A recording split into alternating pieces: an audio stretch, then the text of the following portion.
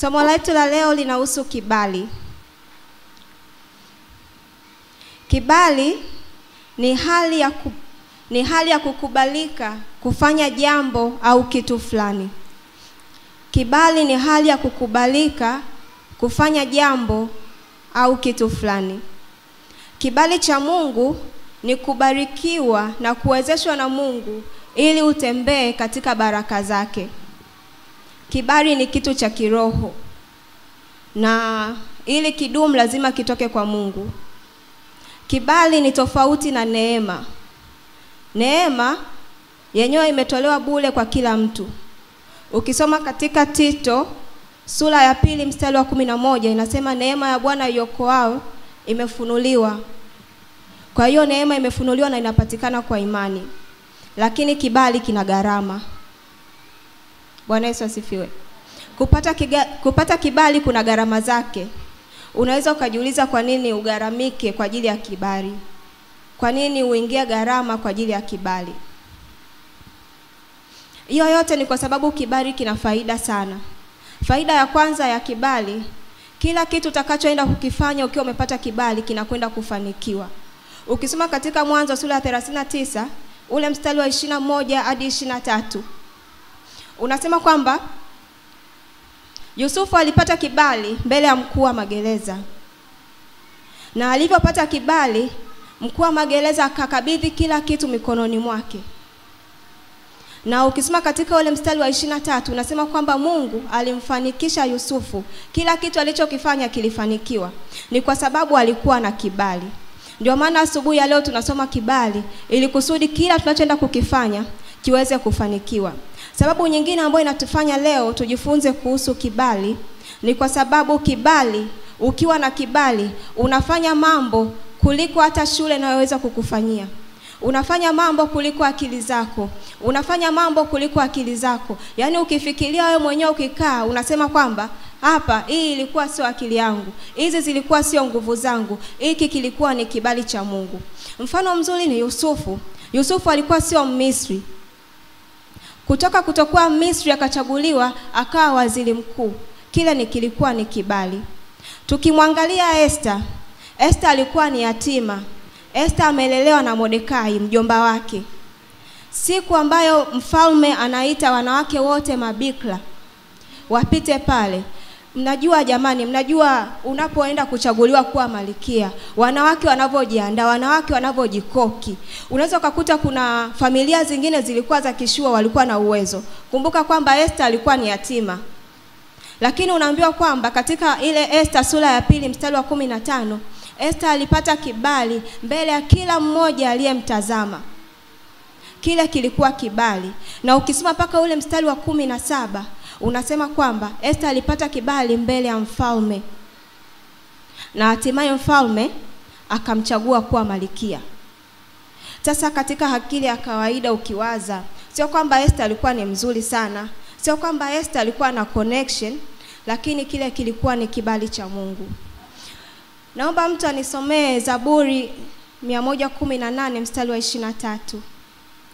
Zaburi 118 mstari wa 23. Aliyefika naomba asome. Zaburi 118 mstari wa 23.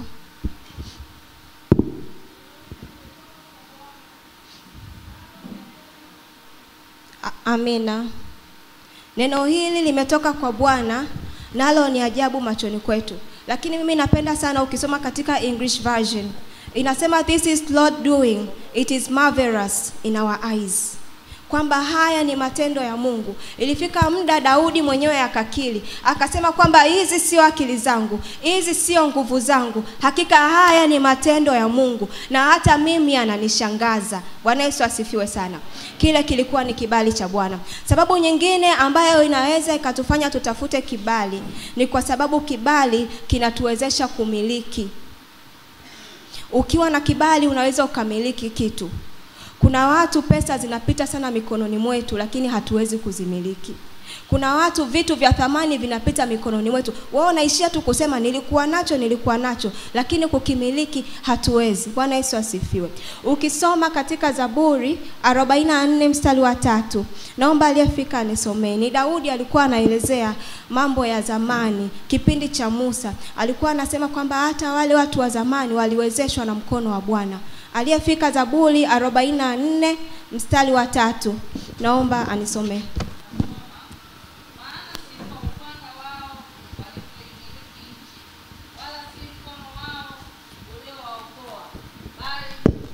Wako basi nitarudia mstari wa 3:44 Zaburi.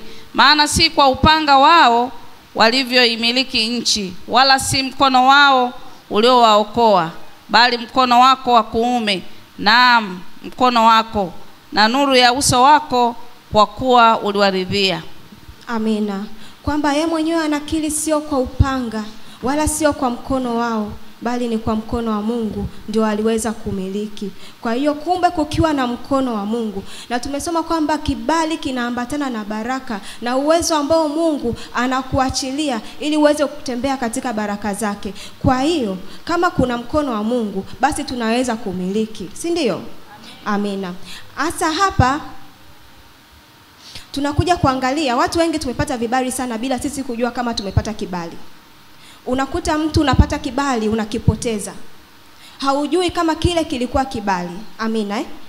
Hapa ukiangalia story ya Esther, kile kibali alichokipata awali ya kukiangaikia ni kibali tu kilikuja, na hata yeye hakujua kama ilibidi kile kibali akitunze au akiendeleze au akikuze. Ukisoma katika kitabu cha Esther baada ya kuingia kuwa malkia, alizuiliwa asiende kwa mume wake muda wa siku 30. Na alitulia wala hakuwa na mashaka yoyote mpaka pale mjomba wake Mordekai alipokuja kumshtua kwamba bwana, huku Wayahudi tumetangaziwa kuuawa. Yeye wala alikuwa hana hata wazo, alikuwa ametulia. Mordekai akamwambia, unajuaje kama ulichaguliwa kwa muda na wakati kama huu kwa ajili ya kukomboa taifa lako? Kwa hiyo alishutuliwa, akaenda kutafuta kibali cha pili, na kibali cha pili kilimlazimu kufunga siku 3 kavu bila kula wala kunywa ili apate kibali. Kwa hiyo alifunga yeye pamoja na Wayahudi, na ukisoma katika ile Esther sura ya 5 mstari wa 2 unaambiwa kwamba alipata kibali tena mbele ya mfalme. Alivyoenda kinyume na utaratibu, alivyofika pale mfalme akamwambia, badala, unajua ilikuwa ukiingia kinyume na utaratibu, mfalme asipokunyoshia ile fimbo yake unaweza ukauliwa. Kwa hiyo mfalme akamnyoshia fimbo yake na akamwambia, sema hata nusu ya ufalme wangu ninaweza nikakupa. Unaweza mkashangaa ni kibali cha aina gani? Yaani umeenda ukiwa haujui unaweza ukafa ama ukapona, ila unafika pale mfalme anakuambia hata nusu ya ufalme wangu naweza nikakupa. Bwana Yesu asifiwe. Kile ni kibali, na kile kibali Esther alikirudisha kwa sababu alikuwa ametulia kwenye kile kibali cha awali, akijua kwamba nimeshakuwa malkia.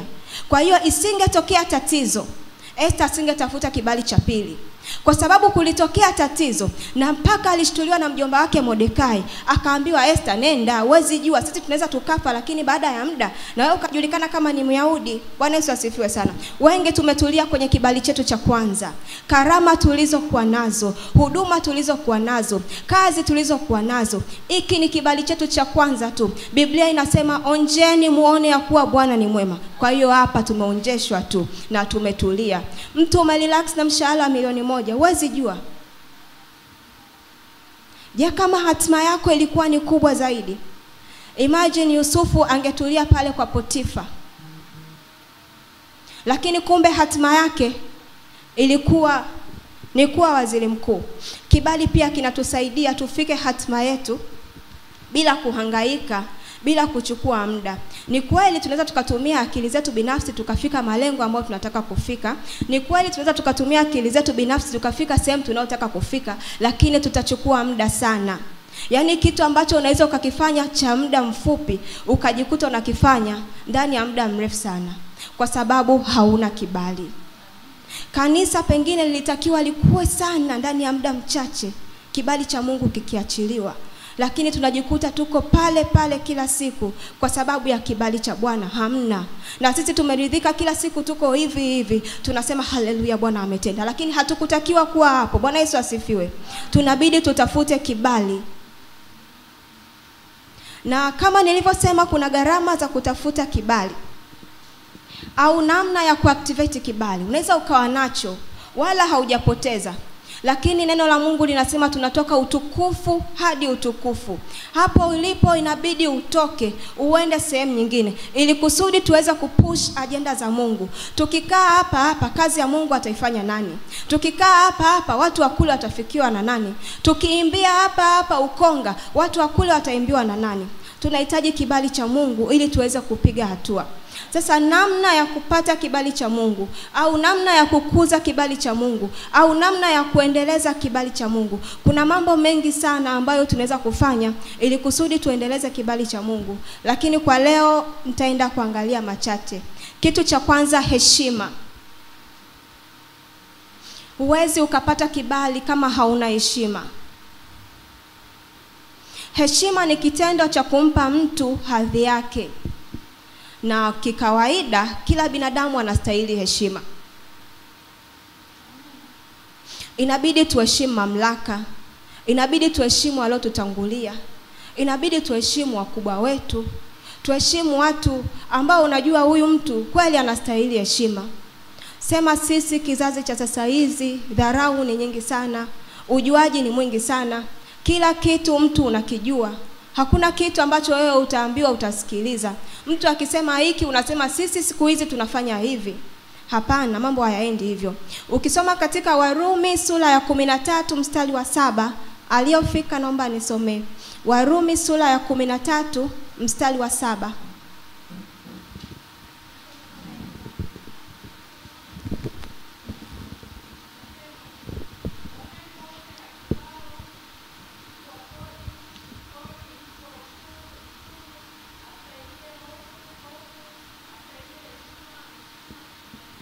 Sama naomba urudie.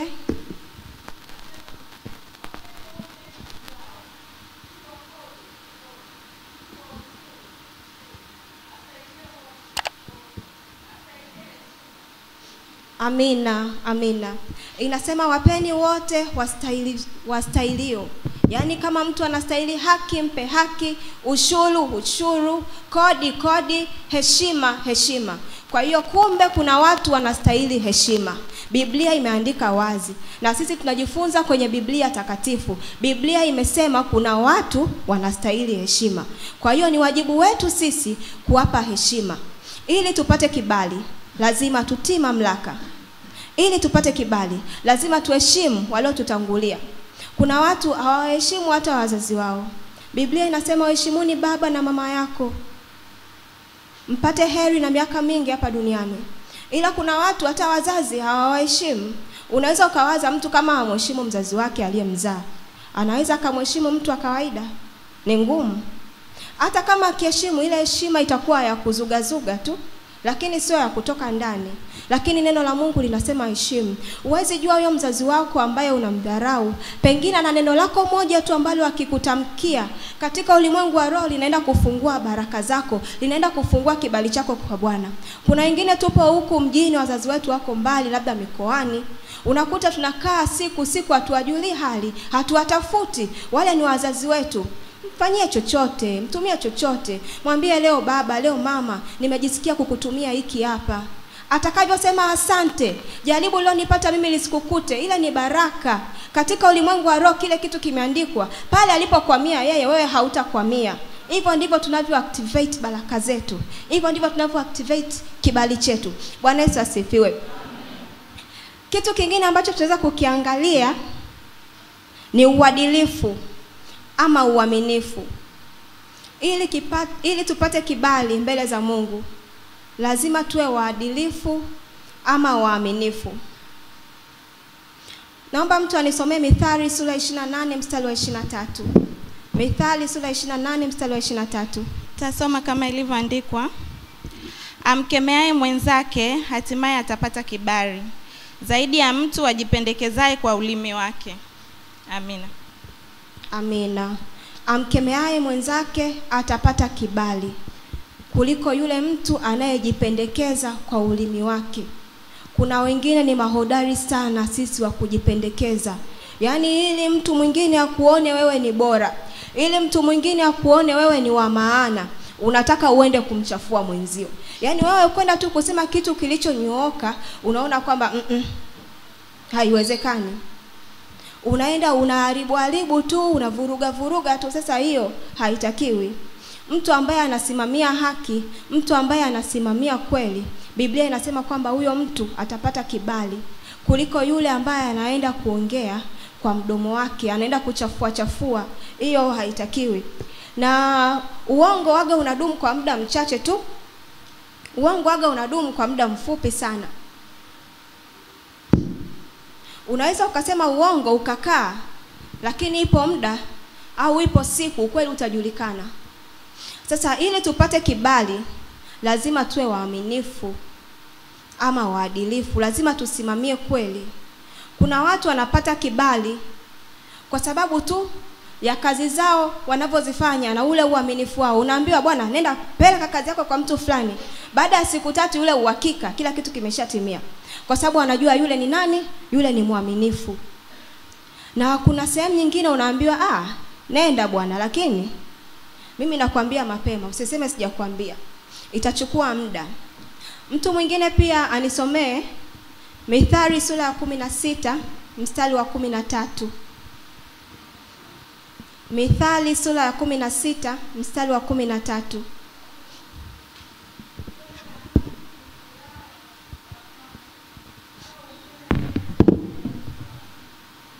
Naomba urudie.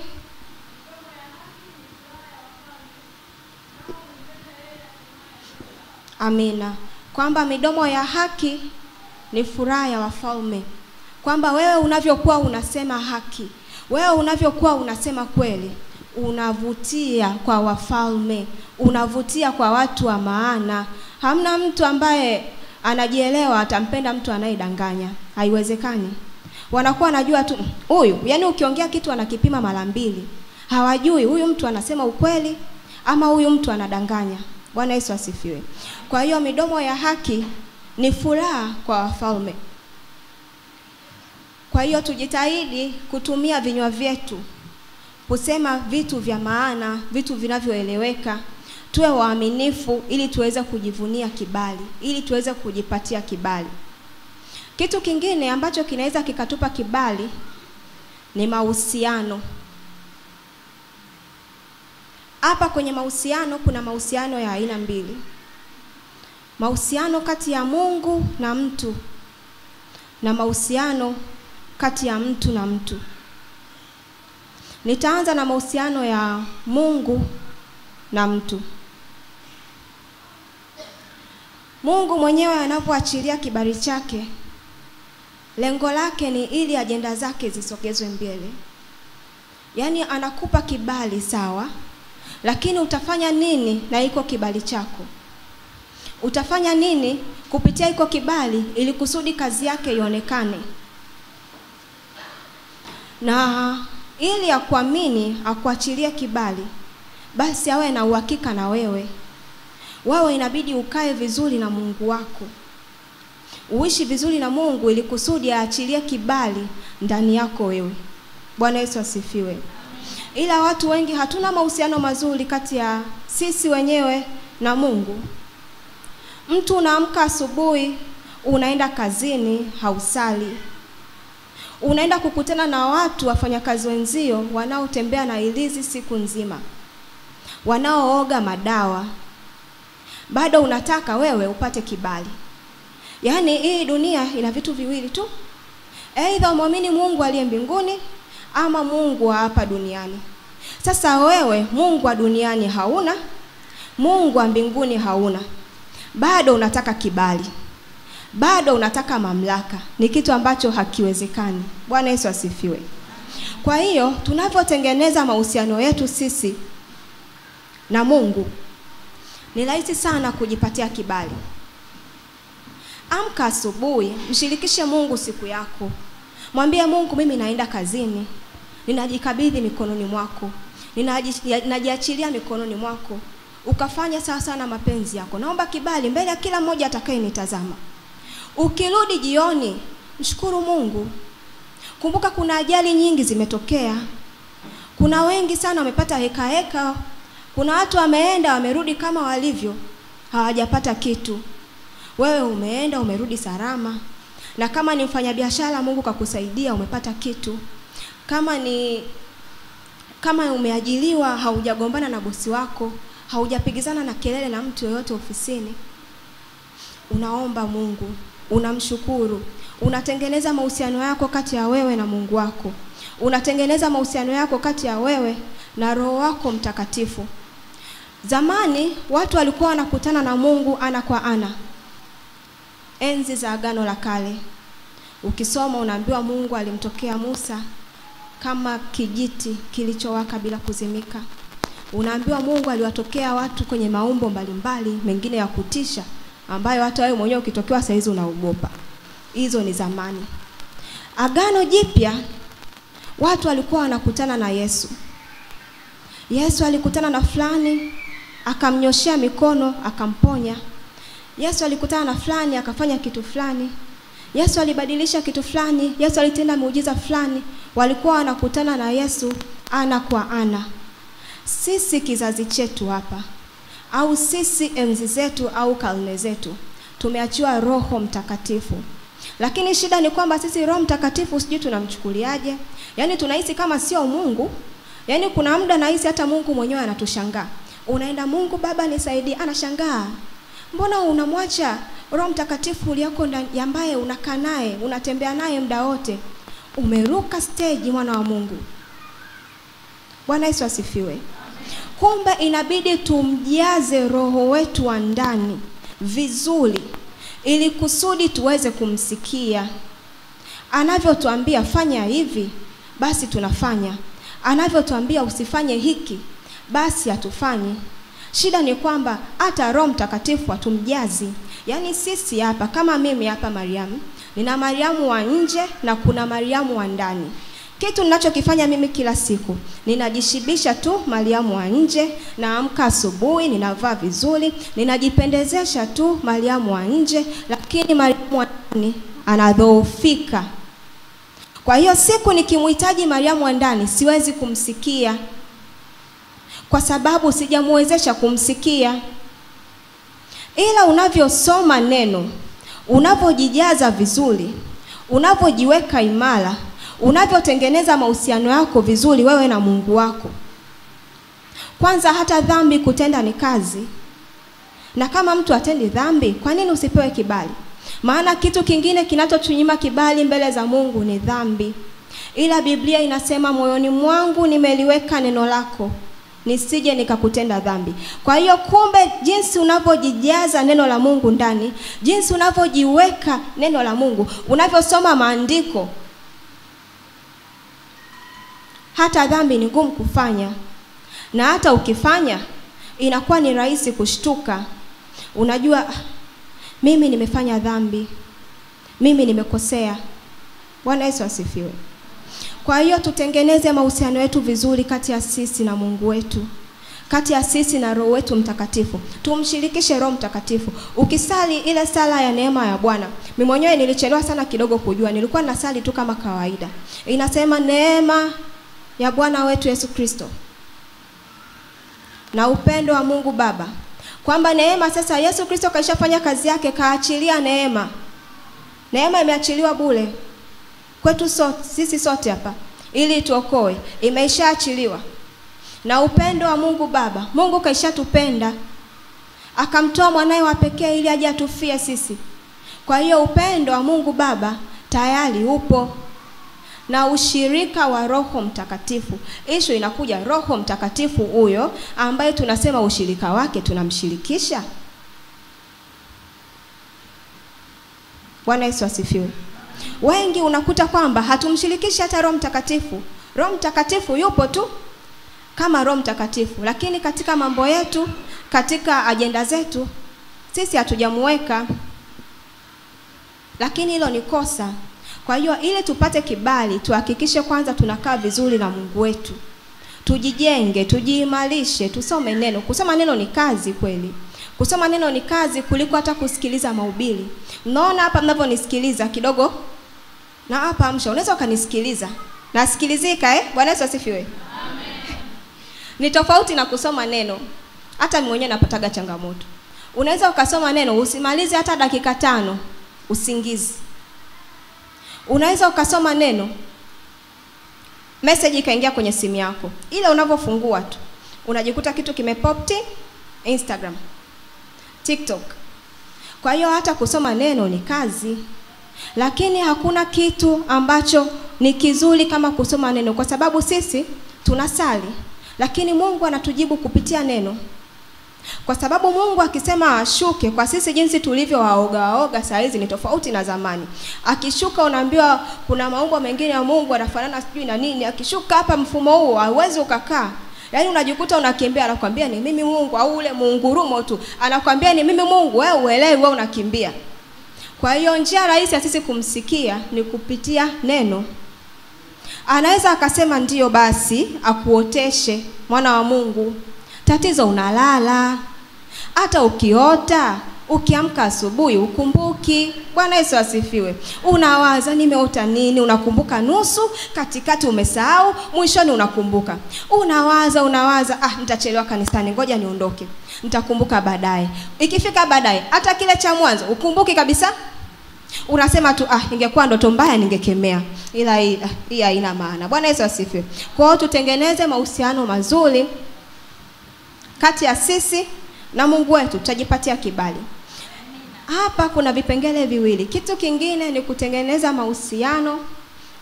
Kwanza hapa kwenye mahusiano mazuri kati ya sisi na Mungu wetu, mfano mzuri ulikuwa ni Abrahamu. Abrahamu alikuwa na mahusiano mazuri na Mungu. Hadi mambo yake ya ndani alikuwa anamshirikisha. Unaona alipogombana na mke wake Sarai. Alipogombana na Sara kisa Haji. Alimwambia Mungu, Bwana hivi mimi sielewi. Mungu akamwambia msikilize mkeo. Kwa sababu hata mara ya kwanza ulimsikiliza ukaenda kuzana nani? Na Haji. Kwa hiyo wewe hapa kuna yale mambo ambayo ukifanya unaona hata aibu kumwambia Mungu. Lakini unaona mahusiano yaliyokuwepo kati ya Abrahamu na Mungu. Hata yale mambo ambayo muda mwingine yanaonekana ni aibu, lakini yeye alikuwa anaweza kuongea na Mungu wake. Hayo ndio mahusiano ambayo inabidi tuwe nayo sisi na Roho wetu Mtakatifu. Unamwambia Bwana, unaongea na Roho wako, mimi hapa nimezingua. Nafanyaje? Ukweli mimi nimeiba. Kweli kabisa nimeiba. Kile kitu nimekichukua. Nafanyaje? Alafu sasa unakaa unamsikiliza. Ukiona umsikii, fungua hata Biblia, soma. Sali, soma, yani mpaka umsikie. Kuna kineno tu utakifungua, utakisoma, utasema mbona kama hiki kineno kinanihusu? Kaishajibu hapo. Bwana Yesu asifiwe. Na Abrahamu alikuwa na mahusiano mazuri na Mungu kiasi cha kwamba mpaka Mungu alipokuwa anataka kwenda kuteketeza Sodoma na Gomora, ilibidi amshirikishe. Kwa hiyo kumbe kuna mambo mengine ambayo yanatokea katika maisha yetu. Ilibidi sisi Mungu atupe taarifa mapema. Sema kwa sababu hatujakaa naye vizuri, ndio maana hatujasikia. Kuna watu jengo la Kariakoo lilivyoanguka walikuwa wanajua. Walitabiri kabla, walikuwa wanajua mahusiano mazuri kati ya Mungu na binadamu. Sema siku hizi hata wakitabiri bado pia tunaweza tukaa atuamini. Yaani akitokea leo mtu anakuja kuambia nimesikia hivi na hivi. Unasema huyu anataka tu kupita na upepo. Bwana Yesu asifiwe. Lakini huwezi jua, pengine alisikia. Imani. Kwa hiyo tutengeneze mahusiano yetu mazuri. Mungu alimwambia Abrahamu anaenda kuteketeza kule Sodoma na Gomora. Na jinsi mahusiano yalivyokuwa mazuri, hadi Abrahamu akaanza kubageni. Je, kama wakiwa wangapi? Je, kama wakiwa wangapi? Imradi tu amkomboe ndugu yake Lutu. Kwa hiyo kumbe tutengeneze mahusiano yetu na Mungu. Hapa pia kuna mahusiano kati ya mtu na mtu. Kati ya mimi na wewe na mwenzio. Kuna vibali vingine huwezi ukavipata kwa sababu vipo kwa watu. Yaani mpaka mtu akutaje. Sasa mtu ambaye mimi nategemea anitaje, ndio nikikaa hapa namsema, ndio nikikaa hapa namsengenya, huyo mtu atanitaja kweli? Na kuna wale watu ambao yani yeye kumwongelea mtu vizuri hawezi. Bwana Yesu asifiwe. Unakuta anamuelezea mtu, yule aliyoibaga kipindi kile. Umeulizwa namjua fulani? Sema ndio namjua, mwana wa Mungu. Hayo mambo ya kuiba achana nayo, hujaulizwa aliiba au hakuiba. Bwana Yesu asifiwe. Kuna watu wanaanza kutaja ubaya wako kabla ya kutaja wema wako. Yaani mtu anakutambulisha kwa kosa lililotokea mwaka jana, na anakuambia yule fulani aliyefanya kitu fulani. Mungu atusaidie sana. Mahusiano kati ya mtu na mtu. Sasa mimi nikisikia, mimi kwa jinsi tu nilivyo binadamu hapa, uachane na kwamba namjua Mungu. Yaani mimi nikisikia kwamba unanitambulisha kwa mtu kwamba niliiba mwaka jana, na mtu nilomuibia nilimuomba msamaha akanisamee, wewe wa pembeni ndio unanitambulisha kwa wizi, lazima nitakasirika. Kwa hiyo tutengeneze mahusiano mazuri na watu, tusalimie watu. Mimi hapa leo ndo nimepata neema kumsalimia kila mtu. Bwana Yesu asifiwe kanisa. Kuna wengine sijawahi kusalimiana nao kabisa, na hilo swala bado nalitendea kazi. Yaani bado mimi mwenyewe najitahidi. Salimia mtu, huwezi jua labda kazi yako anayo mtu. Umwambie Bwana Yesu asifiwe, vipi safi? Akwambia hivi ulisomea kitu fulani? Kuna nafasi zilitangazwa. Saa hizi kazi nyingi tunawapa marafiki zetu ambao sio waamini, yani sio washirika wenzetu, kwa sababu ndio tunaongea nao sana kuliko sisi wenyewe. Yaani sisi wenyewe ni kama vile tunajitenga. Sisi wenyewe ni kama vile tunajitofautisha, lakini hatutakiwi kuwa hivyo. Mahusiano kati ya mtu na mtu. Pita, salimia mtu, ongea na mtu. Ukimkuta mtu yuko hivi, uliza. Kwa hiyo tutengeneze mahusiano kati ya sisi na sisi. Tunaona kibali cha Daudi alikipata kupitia watu. Kile kibali ambacho alitajwa kwamba ni mpiga kinubi, alitajwa na mtu, wala yeye hakujitaja. Kwa hiyo kuna vibali vyetu vingine vipo kwa watu.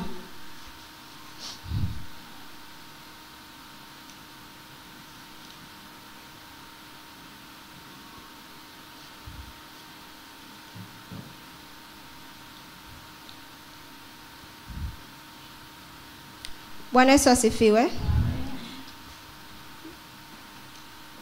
Kitu kingine ambacho kinaweza kikatupa kibali ni maombi.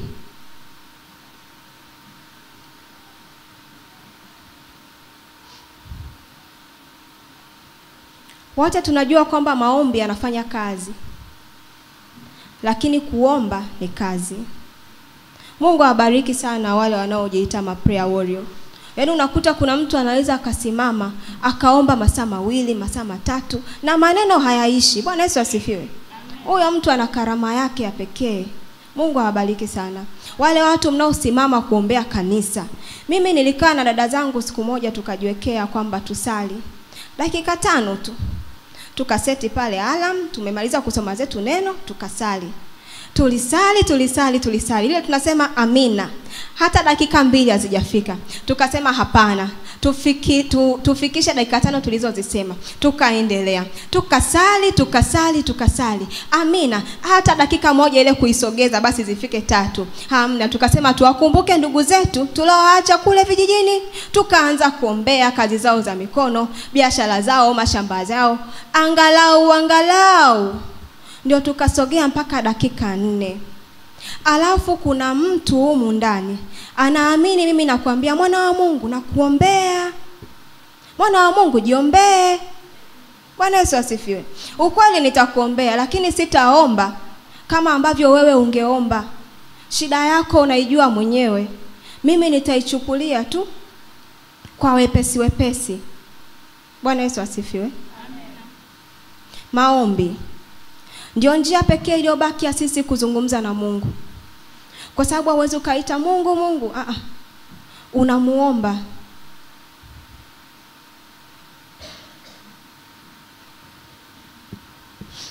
Kwa hiyo, kwa kuwa ndo njia pekee iliyobaki ya sisi kuzungumza na Mungu, kumbe tunaweza tukaomba kibali kwa Mungu. Unaweza ukaamua kama tulivyoambiwa kwamba huu mwaka 2025 ni mwaka wa kibali. Unaweza ukaamua, mimi nasimama ndani ya mwaka huu kwa sababu huu ni mwaka wa kibali. Huu mwaka hautaisha mpaka ninapata kibali changu. Nimekaa sana hapa nilipo, nimefanya kazi ninayofanya kila siku, ninataka kibali cha kutoka hatua moja kwenda nyingine. Ukaamua tu, ukasimama hata na mstari wako wa Zaburi 23 mstari wa 6. Zaburi 23 mstari wa 6, naomba mtu anisomee.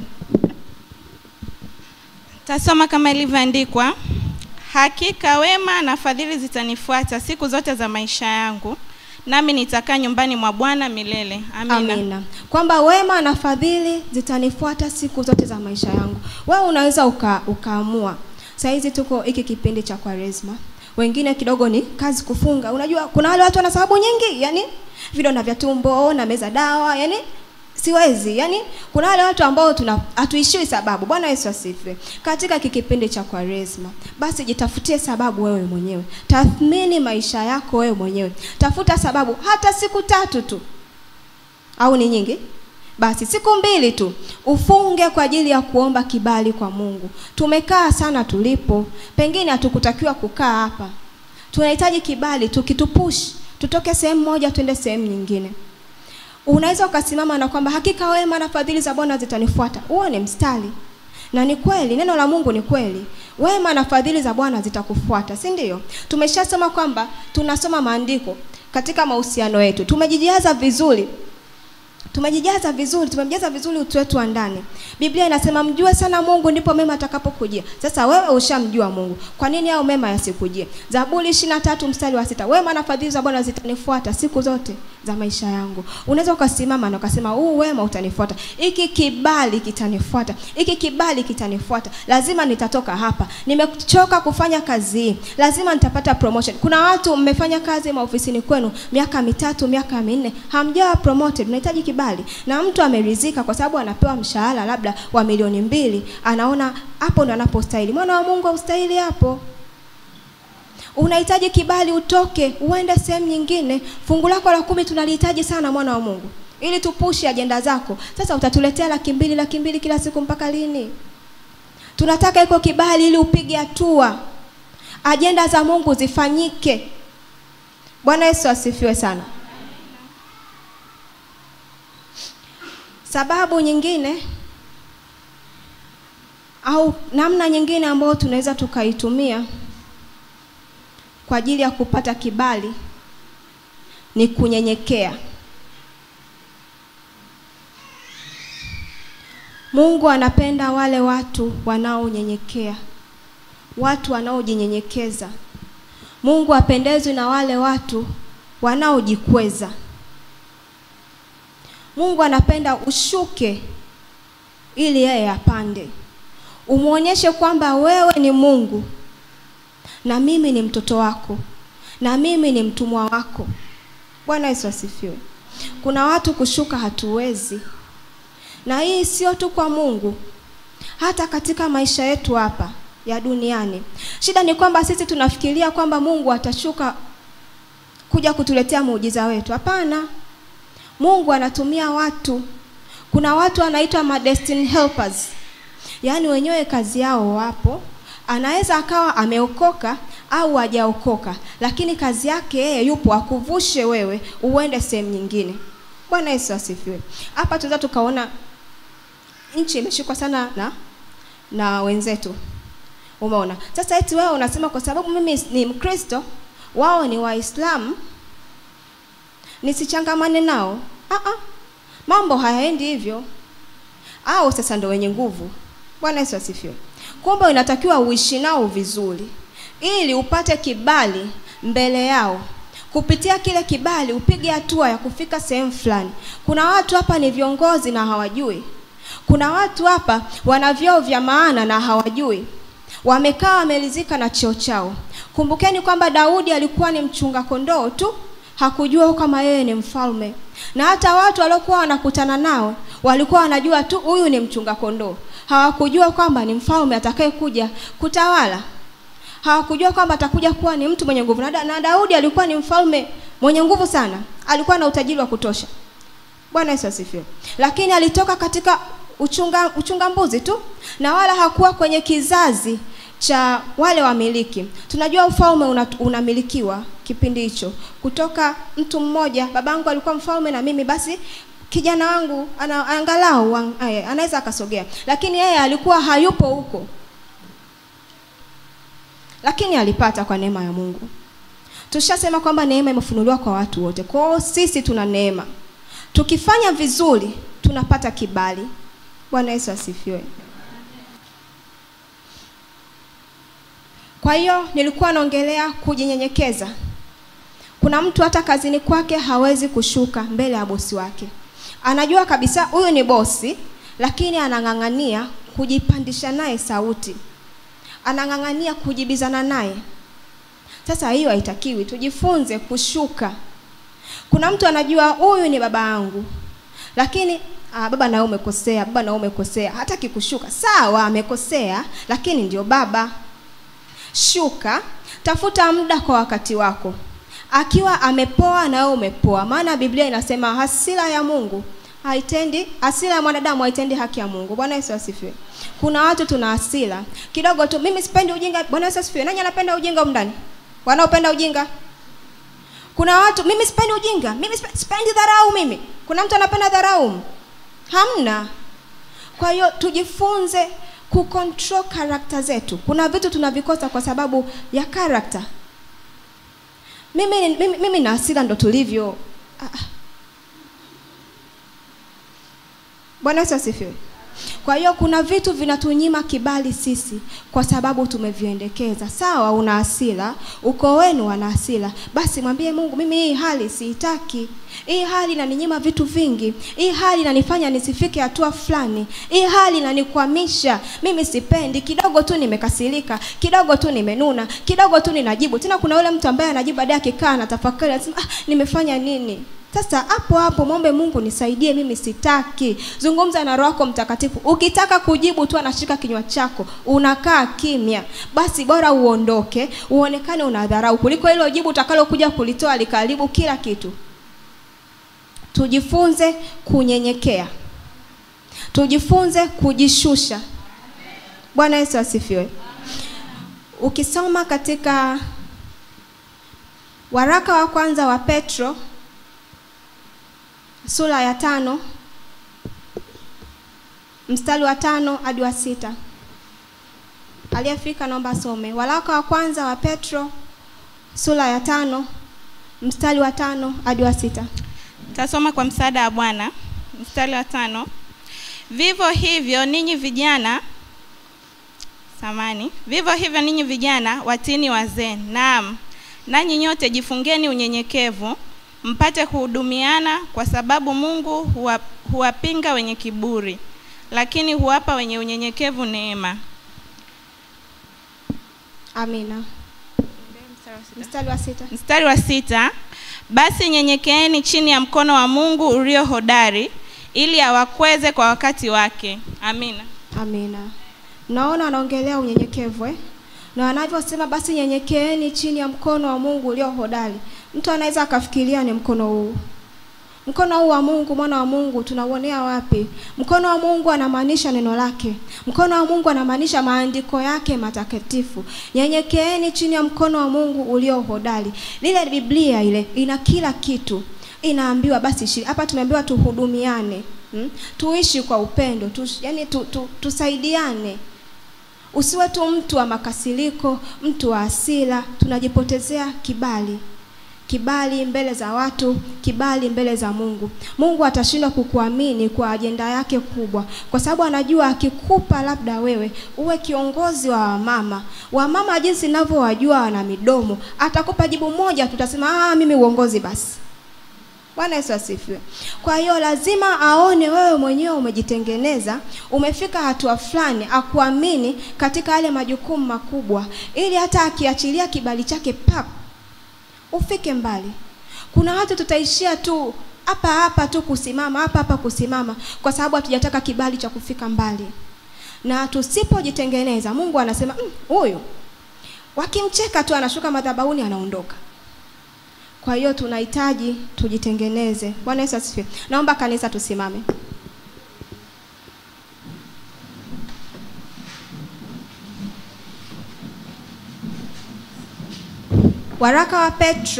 Waraka wa kwanza wa Petro sura ya 5 mstari wa 6 unasema tujinyenyekeze mbele ya mkono wa Mungu ulio hodari, ili na yeye atukweze kwa wakati wake.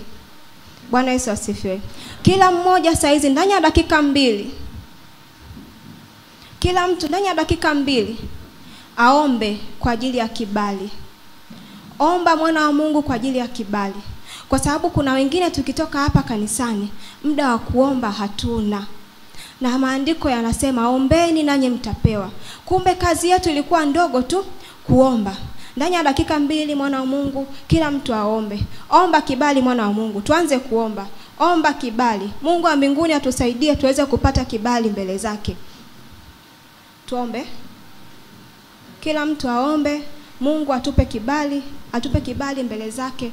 Pengine hatukutakiwa kukaa hapa, pengine ajira tulizonazo sio ajira zetu, pengine kazi tulizonazo sio kazi zetu, pengine sisi ndoa tulizoingia tunahitaji kibali tuli tuitwe mama, pengine ndoa tulizopo tunahitaji kibali tufike hatua nyingine, pengine uchumi tulionao tunahitaji kibali tu ili tuvuke. Mungu wa mbinguni asubuhi ya leo tunaomba kibali chako. Mwana wa Mungu omba kibali. Falme tulizopo hapa ni tunatamka, hata Mungu mwenyewe alitamka, kila kitu alikiumba kwa kutamka. Kwa hiyo tamka mwana wa Mungu, ndivyo unavyojenga ulimwengu wako wa roho. Tamka mwana wa Mungu, ndivyo unavyotengeneza kesho yako. Tamka mwana wa Mungu, ndivyo unavyochukua kibali chako. Amesema kwamba atatukweza kwa wakati wake. Mwambie Mungu wakati ni sasa. Kama Yesu mwenyewe alisema ni wakati ni sasa kunitukuza, ili kupitia kunitukuza mimi nikaitukuze jina lako. Mwana wa Mungu unahitaji kutukuzwa. Mwana wa Mungu unahitaji kutukuzwa. Ili kusudi wewe ukitukuzwa ukapusha ajenda za Mungu. Omba kibali mwana wa Mungu. Omba kibali cha kazi.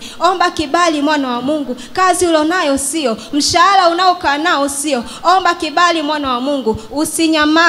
Usinyamaze. Muite Mungu, anasikia. Biblia inasema kila ombaye upewa. Mungu anasikia wala sio kiziwi. Amesema lolote tuombalo yeye anatupa. Zungumza na Mungu mwana wa Mungu. Omba kibali, usikae kimya. Muite yeye, anatenda. Sikio lake sio zito mpaka asishindwe kusikia. Sali usichoke. Inahitaji kibali tu. Wewe sio mdhambi sana. Kulikuwa na Ahabu, yule alikuwa ni kahaba, lakini alipata kibali.